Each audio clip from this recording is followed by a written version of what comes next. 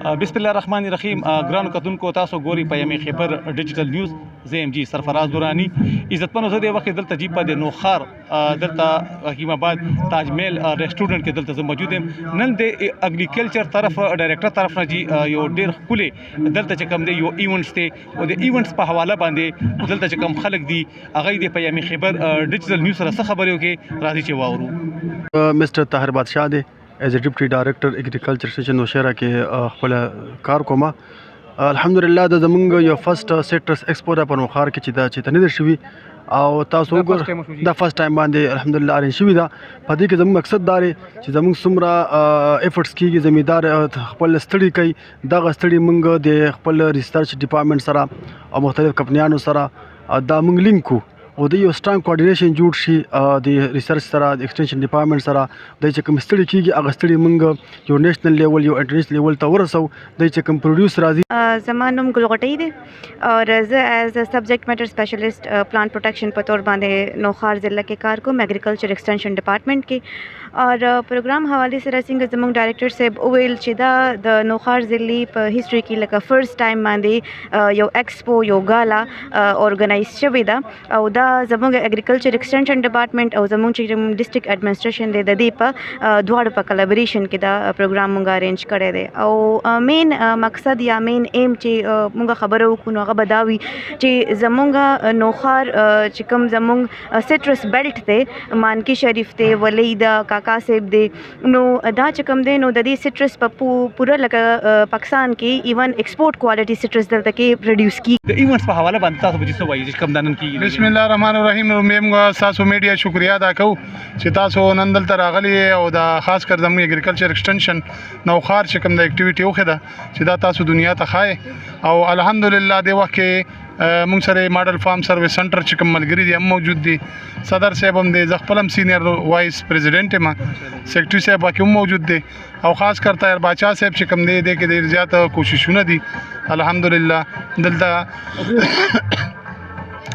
ډیر مهنت شروع کړی دی او دا نننې پروګرام چې کوم دی نو دا یو خیسته پروګرام دی خاص کر د دې لینکیجز ریسرچ سره او غواړي چې را نېشنل او انټرنیشنل سطح په نوخار کې پیل ځل چې د ډپارټمنټ او د ډسټرکټ ایډمنسټریشن په تعاون باندې ارینج کړی دی. مین تیم د دا دی چې دلته چې کوم زمونږ سټرس ګروورز دي چې کوم دا ریډ بلډ مالټا دا لیمن دی زمونږ کاکا صاحب مانکی شریف دا بیلټ داسې دی چې دا ترشاده پلو لپاره ډیر زیات مشهور دی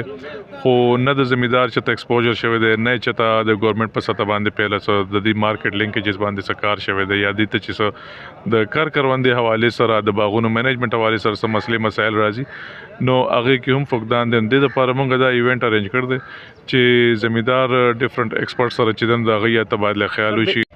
دا فرست سټرس ایکسپو دا او د کې زمونږ د طاهر بادشاہ صاحب زمونږ د صدر صاحب د جنرال سیکرټري صاحب او ډایرکټریټ والا د ټولو ډیر زبردست ایفورټس دي او په فرست ټایم باندې دا شوي دا خو زه خپل طرف نم ډیر اپریشیټ کوم ځکه چې زمونږ یو پہچان دی د نوخار خو د پہچان سم مشهورتیا نشته څه ایډورټایزمنټ نشته نو د ایکسپو په حواله سره به ان شاء الله زمونږ د خاص کر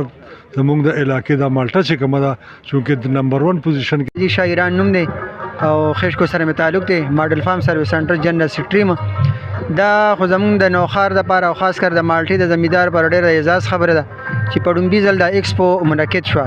د دې به د مالټې او چې کوم د سټرس زمیندار دی باندې به ډېر خاص رات پروزي او خاص کر په دې کې زمونږ د کمیټې د مرګرو د ډیپټي ډایرکټر زمونږ چې کوم باچا صاحب دی سجاد احمد خان صاحب ډایرکټر صاحب دا ټول ډېر ایفورټس کوششونه دي او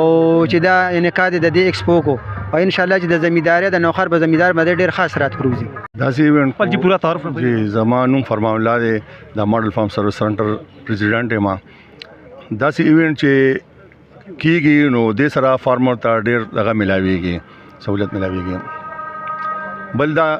کمې کمپنۍ سره چې د موږ کم لیکیجز دي کمې کمپنو والا راځي هغې سره یا د سیډ فرټیلایزر والا چې کم دي څومره راغلي دي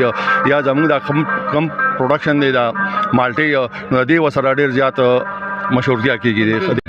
زما نوم دی ډاکټر صبا اکبر او زه کیپریکان اسوسییټس عمر ګروپ اف کمپنیز دی د یو کمپوننټ کیپریکان اسوسییټس چې کوم فرټیلایزرز باندې کار کوي نو زه ریسنټلی د سره از ان R&D هیډ اپوینټ شوی یم اور زما د دې